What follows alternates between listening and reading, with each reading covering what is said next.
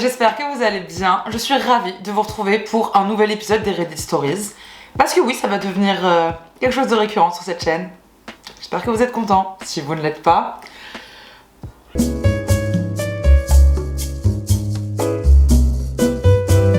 Je vais donc vous lire des histoires trouvées sur Reddit et on va pouvoir juger fort si ces gens sont des trous de balles ou non, ou leur donner des conseils s'ils ont jamais des petits soucis relationnels quoi. Pour ce deuxième épisode, j'ai investi, j'ai maintenant un red flag.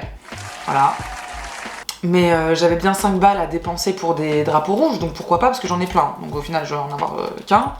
Mais si, je sais pas, il y a déferlement de drapeaux rouges, et j'ai de quoi faire. Suis-je le trou de balle d'avoir rembarré un collègue pour un croissant? Non, on sait pas. Il est trop tôt encore. Il est trop tôt. Il est trop tôt. Je sais que voilà, les accessoires maintenant c'est tout nouveau sur la chaîne. On sent bourgeoise, mais on va se calmer. Je m'explique. Cela fait plusieurs années que je travaille dans cette équipe. Régulièrement le matin, certains apportent les croissants pour tout le monde. Et nous avons ce collègue qu'on appellera Rapace. Je pense que Rapace n'est pas le collègue préféré de la personne qui rédige cette histoire. De OP d'ailleurs, en général on peut dire OP, Original Poster. Voilà, comme ça si un jour je dis OP, vous savez de quoi je parle. Et nous avons ce collègue qu'on appellera Rapace. Rapace est du genre à s'acheter le dernier iPhone tout juste sorti, le nouveau maillot du FC Barcelone et à manger kebab plusieurs fois par semaine. C'est pas ce qui coûte le plus cher. Cependant, Rapace n'a jamais payé ses croissants alors qu'il tape allègrement dans ceux qu'on apporte. C'est pas faute de lui avoir déjà proposé d'apporter des croissants, ce à quoi il répond toujours qu'il n'a pas d'argent. Et vendredi dernier, j'ai acheté des croissants pour mes collègues, sauf pour lui. J'arrive au travail, je pose le sachet sur la table et je le vois se lever pour préparer un café afin d'accompagner la viennoiserie. Genre t'as guetté de loin. Elle a posé les croissants, elle était comme as... Regarde-le là, regardez le Rapace. Comme il va manger les croissants qui paient pas. Une chouette collègue. Je le vois se lever pour préparer un café afin d'accompagner la viennoiserie. Je ne dis rien. Il s'installe à table et va pour prendre le sachet et c'est à ce moment-là que je lui ai dit de ne pas en prendre car je n'en avais pas pris pour lui. Donc la police des croissants. Il arrive et ouvre le sachet. J'ai réitéré mon propos en lui disant que j'étais sérieux. Ah, on est sur un homme, pardon. Je pensais que c'était une femme, je sais pas pourquoi. Misogynie ordinaire. Non, je rigole. J'ai réitéré mon propos en lui disant que j'étais sérieux, qu'il n'en achetait jamais mais qu'il tapait sans vergogne dans ceux qu'on apportait. Dans la journée, un collègue m'a dit que j'y étais allé fort et que ça ne se faisait pas. Un autre m'a dit que j'avais eu raison. Qu'en pensez-vous? À vous, vu les nombreux commentaires qui me disent tu ne l'apprécies pas et tu utilises cette raison pour t'en prendre à lui, la réponse est non. J'apprécie ce collègue et on a déjà fait des bouffes en dehors du boulot. Le problème, c'est qu'il est réellement pince et refuse de jouer le jeu. Concernant cette tradition, on paie pour des événements précis, genre anniversaire. Ensuite, on paie à l'occasion. Le collègue dit tiens, je rapporte des croissants tel jour. Même ceux qui n'en mangent pas paient les croissants. Pourquoi ? Pourquoi, si tu manges pas de croissants, tu devrais payer pour des croissants? Un exemple concret, l'an dernier pour la galette. On s'est cotisé pour la galette du lundi parmi ceux qui voulaient en manger. Et le deal était que celui qui tombe sur la fève en paie une pour le lendemain et ainsi de suite jusqu'au vendredi de la même semaine. Oui, on aime manger. Pas obligé de prendre une galette en boulangerie à 45 €, une petite galette de chez Carrefour, c'était ok. Il est tombé sur la fève le mercredi, il n'a pas payé sa galette le lendemain. Ok. C'est quoi cette team là? En fait, créer des traditions comme ça que t'imposes au final aux gens, je sais pas si c'est une bonne idée, même quand ça part d'un bon sentiment. Donc faut faire attention à ça sur le lieu de travail quoi. Le monde étant le monde qu'il est, non en fait au bout d'un moment il y a forcément des gens qui vont commencer à compter. Et c'est ça qui est chiant. C'est le cas de OP, donc le gars a commencé à compter, alors qu'en soi, ramener des croissants, si vous avez envie de ramener des croissants, c'est pas obligé, enfin je comprends pas quoi. Pour être très honnête, je trouve ça toxique.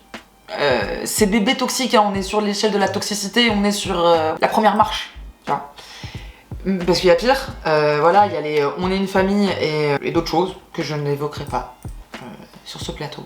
Mais tout ça pour dire que, en fait, je t'aime pas. En fait, là où je trouve ça toxique, c'est parce que je trouve que OP, la personne qui a écrit ce texte-là, elle donne, mais elle attend quelque chose en retour quand elle donne. Ne donne pas si tu n'es pas prêt à rien recevoir en retour. C'est vraiment tout le principe de la life pour moi. Juste rapporte des croissants pour être gentil, foncièrement gentil, et se dire je vais faire plaisir aux gens, ils vont arriver au taf, il y aura des croissants gratos. Et si après vous organisez là des traditions chiantes comme ça, au bout d'un moment, je pense qu'il faut voter, hein, parce que je vois pas pourquoi on imposerait aux gens sur le travail de dépenser une fois par semaine, au moins 8-10 balles, parce qu'en soi quand tu ramènes des croissants pour tout le monde ça va vite, hein, tu vas vite à au moins autour des 10 euros. Demande aux gens, ça les intéresse. Là tu remarques qu'il y a un collègue qui lui ne rapporte jamais de croissants mais tape toujours dedans, et tu le prends à partie, t'es là, t'attends là comme ça, avec tes jumelles dans les buissons. Je trouve qu'en fait c'est un peu bâtard. Franchement j'aimerais pas être ta collègue. Du coup j'ai envie de dire que t'as un trou de balle. Pour moi faut accepter qu'il y a des gens ils vont jamais participer à tes trucs. Même si toi ça vient d'un bon sentiment, il y a des gens ils sont juste pas dans ce délire là. Il y a des gens ils vont au taf et ils parlent à son père et ils sont juste là pour faire leur taf. Ils sont pas là pour tes team building, ils sont pas là pour tes anniversaires, ils sont pas là pour tes croissants. Il y a vraiment des gens, taffer c'est le strict minimum et ils sont dans leur bon droit. Donc en fait, t'acceptes de si tu mets des croissants à disposition, tu vas pas commencer à guetter là, voir, prendre des notes, voir qui prend les croissants, combien, est-ce que après le lendemain ou le surlendemain ou dans 2 semaines, cette personne-là va rentabiliser ton truc et du coup elle aussi apporter des croissants. Franchement tu mets trop de pression. Voilà. Trop de pression là dans un truc qui est déjà chiant parce qu'on parle de travail. Franchement pour moi t'es le trop de balle. Après si le collègue c'est un gros gourmand, mais est-ce que c'est un trou de balle? Pour moi c'est soit OP trou de balle, soit tout le monde est un trou de balle. La décision de la Cour suprême des trous de balle a voté pour pas le trou de balle. Donc je suis en totale minorité. Je comprends pas. En fait, ce serait bien que une fois de temps en temps, il ramène des croissants, c'est sûr. Surtout s'il est prêt à taper dedans. Mais après, encore une fois, moi je suis pour que la personne qui ramène les croissants ne s'attende à rien en retour, mis à part un merci t'as géré pour les croissants, en fait. Voilà. Passons à une autre histoire. Bon, je vais pas m'éterniser sur des croissants. Suis-je le trou de balle d'avoir giflé mon frère au restaurant? Déjà, il y a gifle, je suis déjà pas pour. Mais ok. Je suis un homme de 24 ans et j'ai été éduqué à la dure par mes parents. J'effectue des études, donc la galère, ça me connaît. Mais j'ai eu la chance d'être née dans une famille aisée. Mon petit frère de 14 ans ne me ressemble pas du tout. Capricieux, se fâche quand il n'a pas ce qu'il veut, pourri gâté, a le dernier MacBook alors qu'il n'est qu'en seconde, veut les dernières choses à la mode comme les iPhones, etc. Et mes parents ont toujours fonctionné à la bonne note du style 16 en maths au 3e trimestre, tu pourras avoir ceci et que nenni avec mon cadet. En soi, ton frère est un gamin de 14 ans quoi. Il fait des choses de gamin de 14 ans. Il est matérialiste, il veut les derniers trucs pour paraître cool devant ses copains au lycée. Pour l'instant, je suis pas choquée, bref. J'ai plusieurs fois fait remarquer à mon père la différence d'éducation. Il se contente de souffler. Mon frère, à force de regarder des TikTok sur le lookmaking, je crois que c'est les mecs qui sont obsédés par avoir une mâchoire carrée, non? Attendez, je check quand même. Littéralement, maximisation de l'apparence est un terme apparu sur les forums masculins. Ouais, super. Incel dans les années 2010, faisant référence à un processus d'amélioration de son physique dans l'espoir de se montrer plus attirant pour les femmes. Un exemple de looksmaxing, et il y a une photo de Robert Pattinson, mesquine.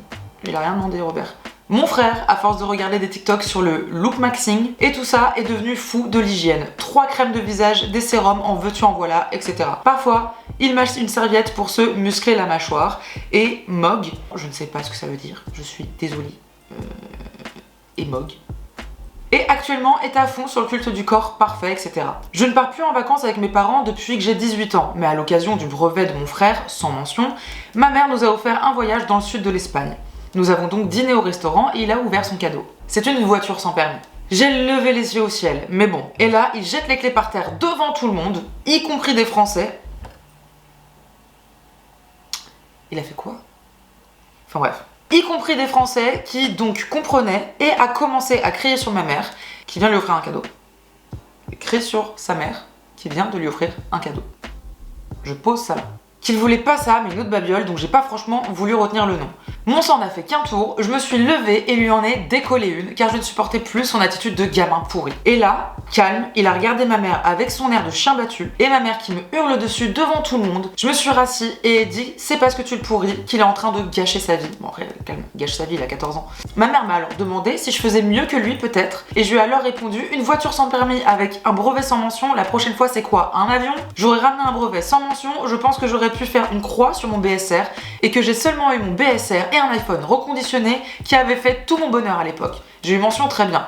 Une fois revenu à la maison, mon père m'a dit que j'avais eu raison sur le fait, mais pas sur la forme. Depuis, ma mère et mon frère ne m'adressent plus la parole. Suis-je le trou de balle ou non? J'ai oublié de dire que ma mère a fait un emprunt pour payer cette voiture et que, n'étant pas réellement une voiture, la banque a refusé le crédit auto et c'est donc un crédit à la consommation à taux variable. Il est pour l'instant à 8,5%. Je ne sais absolument pas ce que ça veut dire, malgré le fait que je sois une adulte de 30 ans. J'imagine que c'est beaucoup. Bref, elle s'est endettée quoi. Y'a rien qui va, hein. Y'a rien qui va, y'a rien qui va, y'a rien qui va. Là, y'a absolument rien qui va. Pour ta mère, red flag. Pour ton frère, red flag. Pour toi, red flag. Vous êtes tous insupportables. En fait, toi, ton souci, OP, c'est que tu ne sais pas communiquer, tu ne sais pas exprimer tes émotions, comme beaucoup d'hommes, malheureusement. Les hommes avec un Z. Mais en vrai, son petit frère, il est super mal élevé. Les parents, en fait, s'en foutent, mais c'est aux parents de faire quelque chose. C'est pas à ton frère de 14 ans à qui on a tout donné. Et on dit amen à chaque fois dès qu'il pète ou qu'il rote ou j'en sais rien, tu vois. Le souci, c'est que ton petit frère est le roi. Et voilà, donc faut que t'en parles à tes parents. Et si tes parents se rendent pas compte, tu peux pas faire grand chose. Mis à part ce que tu as dit, en mode vous êtes en train de gâcher sa vie puisque vous êtes en train de faire de lui une personne insupportable. Toi, t'as 24 piges, t'es un adulte. Au bout d'un moment, apprends à gérer tes émotions comme un adulte. Ton petit frère, il fait honte et toi, tu fais honte après en retour. Donc ça devait être grave la honte. Je dirais comme ton père, t'avais raison sur le fond mais pas la forme. Et par contre ton daron faut qu'il se réveille. Ta daronne aussi. Ça va pas du tout comment ils élèvent leurs enfants. Voilà. Moi je dirais que tout le monde est trou de balle. Et c'est en effet le verdict de la Cour suprême des trous de balle, c'est que tout le monde est un trou de balle. Je suis bien d'accord. Les parents, éduquez vos enfants en fait. Toi, apprends à gérer tes émotions déjà. Et à pouvoir communiquer quand t'es en colère ou que t'en veux à quelqu'un, parce que c'est pas sain tout ça. Et en soi, tu peux pas en vouloir de ouf à ton frère qui a 14 ans, c'est un enfant. Il est encore totalement débile. Désolée pour les gens de 14 ans qui me regardent, mais... Et je suis pas convaincue par le fait d'offrir une voiture sans permis à ce genre d'énergumène. Vraiment... Faut vraiment que tu arrives à mieux communiquer avec ton petit frère parce que justement il est en train de se mettre en danger en regardant du contenu masculiniste et tout. Si tu développes une mauvaise relation avec lui parce que tu lui parles mal et que t'arrives pas à lui expliquer les choses comme il faudrait, tu vas pas pouvoir l'aider en fait. Et c'est bien dommage parce que clairement ton frère ne va pas avoir de l'aide de la part de vos parents. Ce qui est pas normal, hein. C'est pas à toi d'être le parent de ton petit frère. Toi t'es censé être juste le grand frère et être là pour les trucs fun. Enfin pas que fun mais voilà. Il va falloir communiquer différemment. Mais en gros, tout ça pour dire que je pense que toute ta famille, ça va pas trop, comme beaucoup de familles, hein, mais je pense que ouais, peut-être une petite thérapie familiale. Pourquoi pas? Je lance l'idée comme ça, voilà, à Noël. Pourquoi pas? Pourquoi pas? Y a pas de honte, hein. Parce que bon déjà la honte vous la tapez au resto donc en soi, moi je préférais que vous laviez votre linge sale en famille mais avec un psy et pas au restaurant. En vacances en Espagne, c'est quand même dommage. Il me quitte en plein acte, je suis en PLS. Donc là ça vient pas de suis-je le trou de balle, ça vient de conseil relationnel. Salut, ceci est un compte que je vais jeter car je veux pas qu'on me reconnaisse. Je vais donc rester évasive. Mais je ne sais plus comment agir, j'ai besoin de conseils. Je suis une femme de 30 ans. Je suis sortie avec un gars de mon âge lors de ma dernière année d'études spé. Ça doit faire un peu plus de 10 ans maintenant. On est sortis ensemble un peu plus d'1 an, puis on a commencé à travailler dans la même boîte, mais dans des secteurs différents. Étant tous les deux des bourreaux de travail, notre relation amoureuse s'est détériorée, donc on a décidé de se quitter en bon terme. Le truc, c'est qu'un soir, alors qu'il passait récupérer des affaires chez moi, on a recouché ensemble. Puis une autre fois, puis une autre, pour qu'au final, ça fasse 10 ans que je couchais avec lui. On s'est jamais arrêté. Je trouve ça ouf comme histoire. Ça arrive à des gens, ça? Et pendant 10 ans, il n'y a pas eu de galère. Pendant 10 ans, il n'y a pas eu de drama. Vous êtes très mature. Pendant 10 ans, il faut bien comprendre que je me plaignais pas du tout de cette situation. Hein, mais franchement, good for you, girl. En fait, ça m'allait plutôt bien. Pas de mec à la maison, mes besoins sexuels étaient comblés, et en plus, on s'entendait bien. Je suis très dévouée à mon travail, j'ai une très bonne place, mais qui demande de l'investissement, et j'adore ça. Je dois dire que c'était idéal. Enfin, je le croyais vraiment. Pas forcément de sorties ensemble, pas de vacances, juste des séminaires avec le boulot, des fois où on profitait ensemble et où on dormait ensemble après le boulot. Des fois, il dormait chez moi et inversement. Ça a duré comme ça, naturellement. Simplement, je dirais même. Sauf que le week-end dernier, il est venu chez moi, comme d'habitude, on a commencé à coucher ensemble. Puis, on a remis ça, et pendant l'affaire, le type me dit qu'il faut qu'il m'avoue quelque chose. Il va se marier l'été prochain. Mais vraiment pendant, hein. J'aime bien le pendant, hein. Ça me fume. Alors, sinon je t'ai pas dit, je vais me marier. Je comprends pas, mais ça j'ai jamais compris, hein. Les gens qui font leur liste de courses pendant qu'ils sont en plein acte, ou qui te parlent de la pluie du beau temps, ou qui te lâchent des bombes comme ça, j'ai jamais compris. J'ai jamais compris. Là je comprends pas pourquoi on parle. À part du dirty talk, enfin c'est fait pour. Mais sinon je comprends pas pourquoi tu voudrais qu'on se parle à ce moment-là, genre t'es censé kiffer ce que je te fais, ou je suis censé kiffer ce que tu me fais, ou on kiffe tous les deux, enfin à part des bruits d'animaux, je vois pas ce que... je comprends pas. Bon, franchement, ça s'est mal terminé. J'ai pété mon câble comme jamais, je lui ai dit de se rhabiller et de disparaître de chez moi. Lui était super penaud en mode j'ai déconné, mais en même temps il disait des trucs comme tu pensais pas que ça pouvait durer toute notre vie comme ça, non? Et ça m'a rendu dingue parce qu'il n'était pas question de ça. T'es sûr? T'es sûr? En fait, je savais que ça allait se finir un jour, mais pas comme ça. Je me sens super mal, super humiliée, un peu trompée aussi, même si on n'était pas officiellement dans une relation amoureuse. Je vis ça comme une rupture à tous les égards. Je me pose 1000 questions. Ça fait combien de temps qu'il connaît sa future femme, qu'il trompe avec moi? Parce qu'il va pas me dire qu'il épouse une personne qu'il vient de rencontrer, si, j'y crois zéro. Et avec combien de personnes il a entretenu une relation pendant qu'il était avec moi? Mais attends, mais ça vous en avez pas parlé? Vous en avez pas parlé entre vous? En 10 piges, à aucun moment...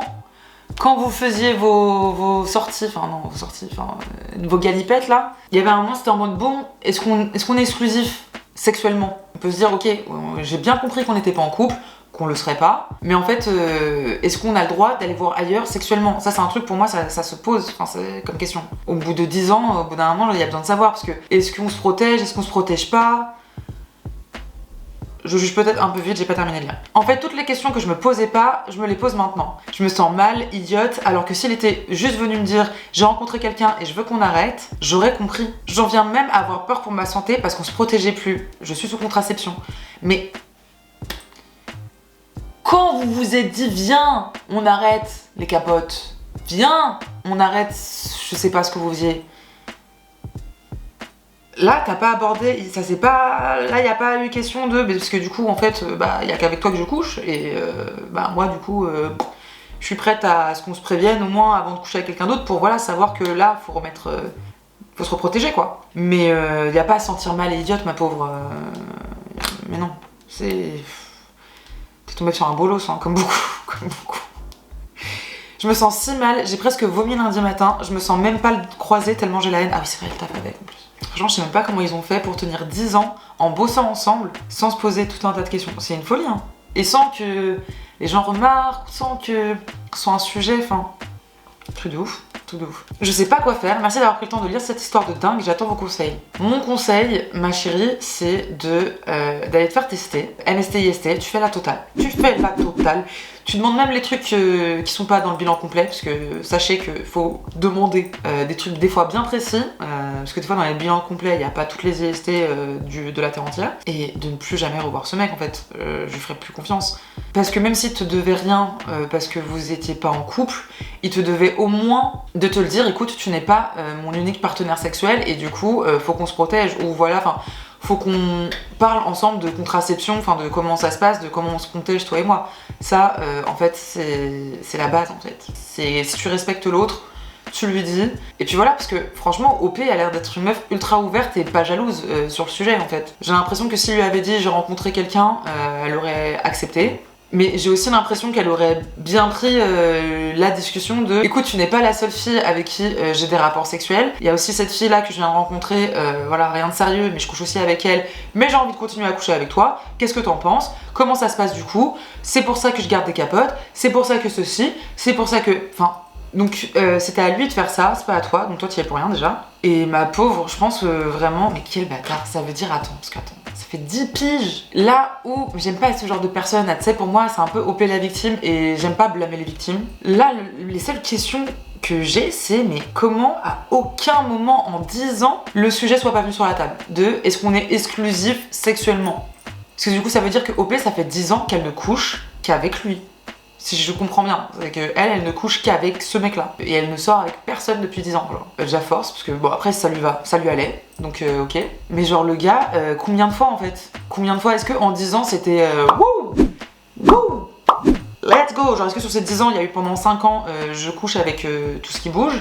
Est-ce que pendant 5 ans, il y a eu aussi, il était exclusif? En fait, j'aurais trop de questions. Je sais pas si j'aurais vraiment envie de connaître toutes les réponses, honnêtement. Je pense que je voudrais juste le next. Alors vraiment, toi, tu dégages de ma life. Surtout si j'avais pas de sentiments pour lui et que c'était juste un sex friend ou enfin voilà, un mec avec qui je m'entends bien et qui me satisfait sexuellement, quoi. Mais je le next. Direct, ça dégage. Mais je pense, franchement, je sais pas si elle se voile la face OP, mais pour moi, 10 ans comme ça, forcément de l'attachement. forcément de l'attachement. Enfin, et quand je dis attachement, c'est pas forcément amoureux, mais c'est forcément le gars, c'est devenu ton meilleur pote. Enfin, je vois pas d'autres. Enfin, je sais pas. Peut-être, après, moi, je suis trop peut-être dans les émotions et tout. Je sais pas. En tout cas, je pourrais pas pendant 10 ans. Pendant 2 ans, je suis sortie avec un tel, et puis après, une fois que c'est terminé, bah, j'ai recouché avec lui. Ça, je pense que ok, mais sinon j'ai du mal à imaginer leur situation. Parce que pour ma part, ça me paraît inconcevable en fait. J'en oublie aussi le fait que ça veut dire que là, le gars, il est fiancé. Il a fait sa demande en mariage et tout, il t'en a à aucun moment parlé. C'est lunaire pour moi, je comprends pas. Et cette pauvre fiancée, genre la pauvre. En fait, faudrait peut-être le dire à sa fiancée aussi, mais ça se trouve, sa fiancée, elle est au courant. Enfin, quoique, si elle est. Non, elle doit pas être au courant du tout. Oh là là, quelle histoire. Oh là là, je serais dans un bourbier. Très contente que ce soit pas moi à qui ça arrive, hein, je vous cache pas. Mes conseils, va te faire tester. Essaie de retrouver sa fiancée et dis-lui, anonymement ou pas, ce que fait son fiancé. Parce que ça, faut la protéger elle aussi, hein, parce que elle aussi, il la met en danger en couchant avec toi. Et parce qu'à tous les coups, s'il se protège pas avec toi, il se protège pas avec sa fiancée. Hein. Ça, tu peux être sûr. Il y a une meuf là, attends, c'était quand? C'était il y a 12 jours. Bébé! Donc il y a une meuf là qui vit parmi nous, qui ne sait pas, qui se dit elle va se marier et tout, elle est en mode j'ai une bague! What the hell is my husband? C'est bon, je l'ai trouvé! Et en fait, toute la relation, toute ta relation, c'est vraiment ça. Même si ça fait 5 ans qu'ils sont ensemble, toute la relation, le gars l'a fait cocu avec OP. Ça l'histoire, mais quel trou de balle lui! C'est pas trou de balle le bon mot, mais je le dirais pas, parce que YouTube money, ok? On n'a pas d'update. Mais peut-être dans un prochain Reddit Stories, qui sait. Pourquoi il ne m'épouse pas? Alors ça fait un peu écho à la dernière vidéo que j'ai sortie, je vous invite à la voir. En fait, pourquoi il m'épouse pas? Juste envie de dire, mais là, comme ça, je veux même pas lire l'histoire. Il t'aime pas et il a pas l'oseille pour. Ce n'est pas sa priorité. Je suis horrible parce que ça se trouve, il t'aime. Ce n'est pas sa priorité, il n'a pas l'argent. Ou il t'aime pas. Mais je suis aussi tombée sur le TikTok d'un gars, en fait, c'est parce que ça me fait penser à un TikTok où il y a une meuf qui filme son conjoint, du coup, pas mari, et qui est en mode s'il te plaît, pourquoi tu m'épouses pas? Pourquoi tu veux pas me marier? Girl, respecte-toi. Pourquoi tu mendies le mariage comme ça, genre? Ça va pas ou quoi? Restez digne. Il veut pas t'épouser, tu quémandes pas le mariage comme ça. Il veut pas t'épouser, épouse quelqu'un d'autre. Et là, dis-lui, tu vois. Invite-le à ton mariage même. Titre attractif et 100% réel. Je crée cette discussion parce que j'ai besoin d'un avis extérieur, voire plusieurs. 12 ans de couple, rencontrés à 18 ans, on s'aime, on a une maison, c'est cool. Problème, je suis une femme de 30 ans, je bosse tout le temps car je suis la seule à bosser depuis maintenant environ 6 ans. Il est en dépression sévère, ah ça c'est pas cool, en suivi mais incapable de travailler. Je taffe, il s'occupe, bon, désolé hein, mais... Je taffe, il s'occupe pas mal de la maison et on a un rythme plutôt ok. Il est conscient que je gère bien pour nous deux. La plupart du temps, notre quotidien est doux et joyeux. Mais beaucoup de travail dans mon milieu pro, c'est beaucoup de stress et de pression, de déplacement, même si en contrepartie, j'ai un bon salaire. Quand j'exprime ma fatigue, il me répond souvent que je devrais changer de taf. T'es triste? Arrête d'être triste. T'es triste au taf? Change de taf. Même si en soi, c'est vrai, la vie peut être aussi bête que ça. Mais dans les faits, c'est plus compliqué. Il me répond souvent que je devrais changer de taf, ce qui me terrifie car je n'ai absolument pas le droit à l'erreur, étant le seul revenu de notre couple et ayant un crédit. De plus, qui dit fatigue dit pour moi baisse de libido, ce qui est aussi un reproche que j'entends souvent.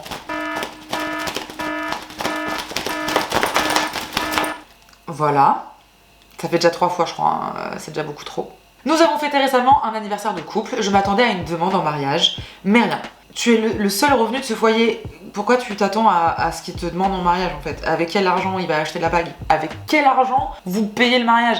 Et même si tu veux te marier dans ton jardin, enfin t'es ce genre de personne en mode je me marie pieds nus, c'est peut-être un peu ambitieux de ta part de penser que le gars va te demander en mariage alors qu'il bosse pas depuis 6 ans. Dans la conjoncture actuelle, en fait, je t'explique. Je suis vraiment ce genre de meuf insupportable. Puis en général, on en parle avant, on ne demande pas quelqu'un en mariage comme ça, donc si t'en parles pas...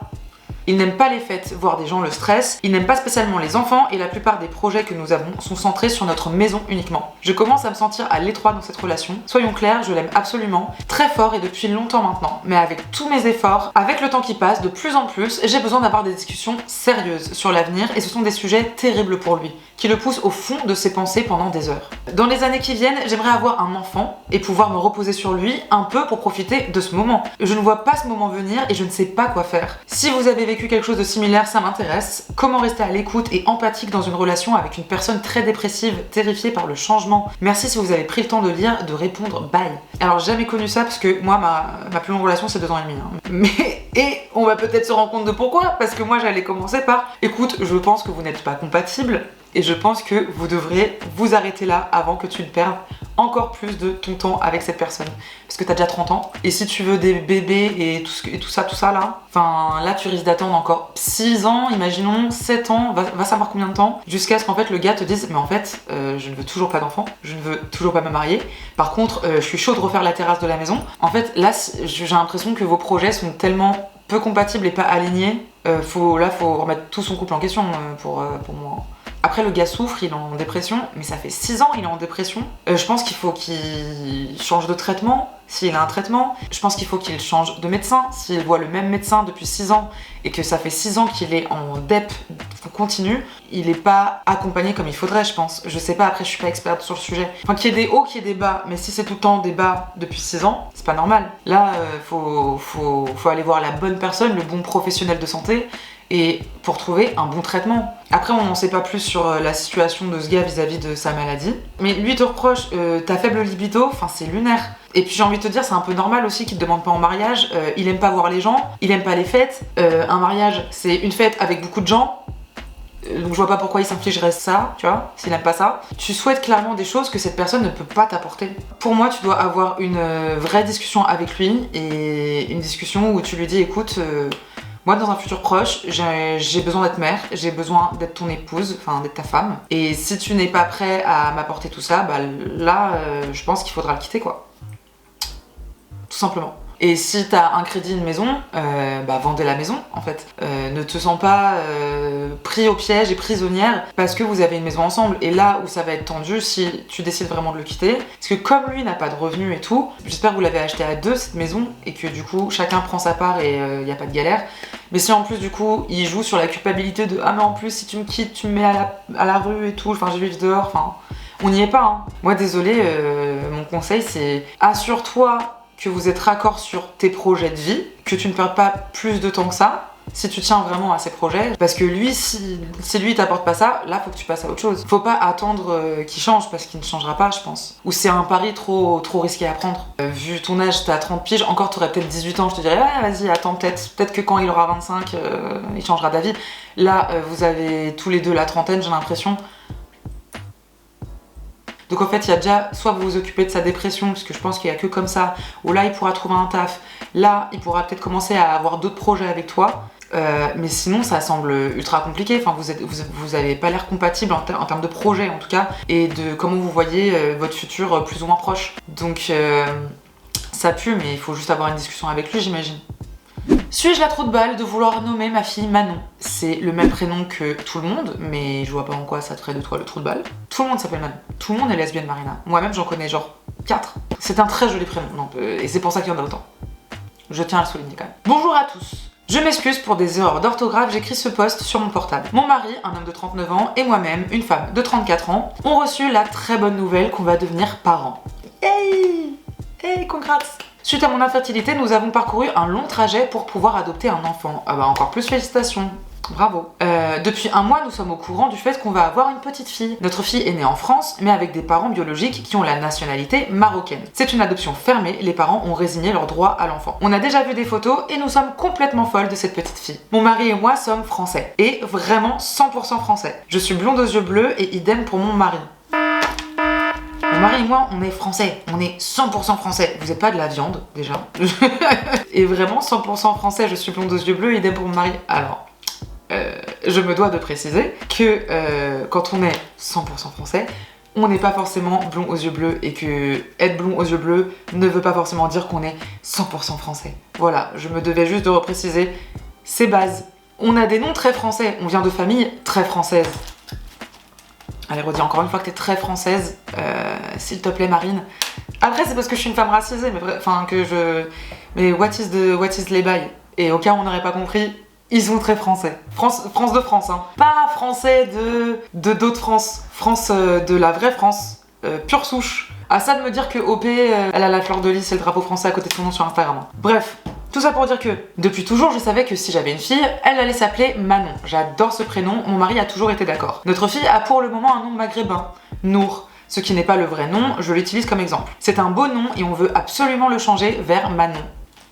Comment ça, absolument? Genre c'est absolument, genre vraiment, Manon. C'est un beau nom, on veut absolument le changer vers Manon. Plus le nom de sa marraine et son parrain, donc Manon Julie Patrick. Et c'est là où la discussion commence. Notre fille a des cheveux noirs, une couleur de peau plus bronzée. On a des amis et des proches qui ont l'opinion que le nom Manon ne sera pas approprié. Pardon?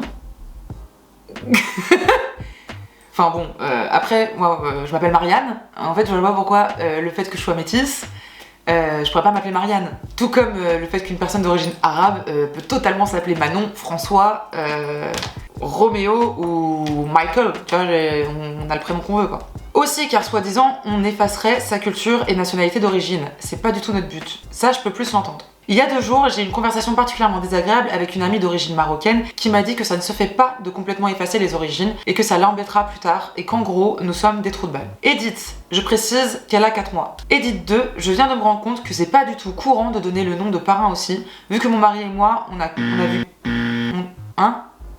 Oh, dis donc, pour quelqu'un qui est 100% français, ça écrit pas très bien le français, si je puis me permettre. Or, donc... mais on que vu ça dans nos familles, la dame de France, je me disais que ça se faisait avec mon mari, on regarde pour changer ça. Suis-je la trop de balle de vouloir nommer mon enfant Manon? J'ai eu quelques red flags côté racisme dans cette histoire quand même. En vrai, honnêtement, je laisserais le prénom que ses parents biologiques lui ont donné. Pourquoi? Parce que c'est la seule chose justement que ses parents peuvent choisir. Enfin, je sais pas comment expliquer, mais c'est OP et son mari qui vont élever cet enfant. C'est OP et son mari qui vont voir grandir cet enfant, qui vont la protéger, qui vont l'aimer, qui vont la choyer. Du coup, je dirais que tu peux au moins laisser aux parents biologiques le choix du prénom. Parce qu'au final, tu vas l'influencer dans tous ses autres choix de vie. Et aussi, je dirais ça parce que en plus on connaît pas l'histoire du pourquoi du comment les parents biologiques font adopter cet enfant. En fait, ça se trouve c'est pas juste un abandon en mode vas-y je m'en fous, je l'abandonne. Enfin, de toute façon je pense que ça doit rarement se passer comme ça. Les gens ils font pas, on n'accouche pas d'un bébé, on n'est pas en mode non, c'est très traumatisant je pense et du coup il y a ça à prendre en compte. Donc personnellement, je laisserais l'enfant s'appeler Nour. Par contre, je dirais pas de là à dire que ses parents sont des trous de balle parce qu'ils veulent l'appeler Manon. Je peux comprendre aussi que c'est ta fille, t'as envie de lui donner une certaine identité. Après, avec des si on fait le monde, ça se trouve, la petite Nour / Manon en aura rien à carrer d'être adoptée et en aura rien à carrer de savoir d'où elle vient vraiment, entre grosses guillemets. Ça se trouve, elle s'en foutra totalement. Mais ça se trouve, bah elle s'en foutra pas. À la place d'OP, je garderai le prénom donné par les parents biologiques, comme symbole justement que ces parents biologiques ont existé. Parce que ces gens, même s'ils ont fait le choix de faire une adoption fermée, peut-être que ça leur brise le cœur en fait. On sait pas, on n'a pas l'histoire et on s'en fout de sa couleur de peau, tu l'appelles comme tu veux. Parce que elle a 4 mois, vous l'adoptez, vous êtes des Français 100% français, sa culture sera française à cet enfant. Donc en fait, peu importe sa couleur de peau, elle sera de culture française, de nationalité française. Elle sera française, 100% française. Ce serait dommage qu'elle garde pas le prénom choisi par ses parents biologiques. Si c'est ses parents biologiques, hein. Si c'est l'infirmière du patelin où elle a accouché qui a décidé de l'appeler comme ça, franchement appelle-la comme tu veux. Enfin, elle aura toute sa vie pour construire son identité autour du fait d'avoir des origines marocaines en fait. Qu'elle s'appelle Nour ou qu'elle s'appelle Manon, dans tous les cas, elle a des origines marocaines. Ça fera partie de son identité. Ton prénom ne va pas renier ça, quoi. Pour essayer d'être brève, une fois dans ma vie, je dirais que tu appelles ton enfant comme tu veux. Perso, moi je garderai le prénom. Si c'est ses parents biologiques qui lui ont donné, si c'est pas ses parents biologiques qui lui ont donné, appelle-la Manon. Manon c'est un très joli prénom, tout le monde s'appelle Manon, c'est super. Et il y a des Manons noirs, comme il y a des Manons asiatiques, comme il y a des Manons de toutes les couleurs. C'est 50 nuances de Manon, United Colors of Manon. Par contre, faut prendre en compte que, oui, vous avez adopté un enfant qui n'a pas votre couleur de peau. On n'est pas sûr, vous allez pas la comprendre à 100%, genre si à l'école, elle est victime de racisme, vous pourrez pas 100% la comprendre. Il y a tout ça à devoir, et c'est ok, mais juste va falloir prendre ça en compte. Elle va poser des questions, faudra lui expliquer, et il y a peut-être un moment, elle voudra en apprendre plus sur la culture marocaine. Ça aussi, faut l'accepter et faut partir du principe qu'il faudra être là pour elle et pour l'aider à en apprendre plus sur le Maroc. Donc comme j'ai dit, peut-être partir en vacances au Maroc, peut-être se rapprocher de personnes d'origine marocaine. Voilà. C'est donc la fin pour nous et ce 2e épisode de Reddit Stories. J'espère qu'il vous a plu. Je suis toujours pas partie sur des thèmes parce que quand je vous ai demandé, apparemment vous aviez pas envie que ce soit des thèmes particuliers. Au contraire, vous aviez l'air d'être content d'avoir la surprise à chaque histoire. Donc on va rester comme ça pour le moment, sauf si vous me poussez une gueulante en commentaire parce que je vous écouterai, parce que je suis là pour vous. Merci d'avoir regardé la vidéo jusqu'au bout. Vraiment, vous êtes le sang de la veine, il n'y a pas d'autre mot.